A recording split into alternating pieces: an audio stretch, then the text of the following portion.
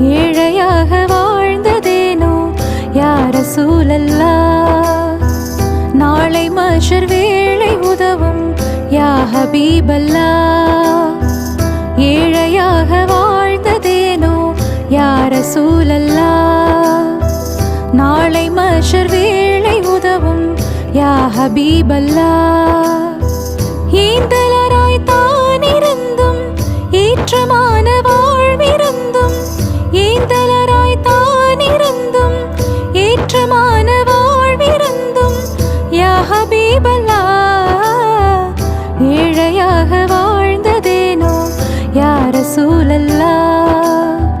நாளை மஹ்ஷர் வேளை உதவும் யா ஹபீபல்லாஹ்.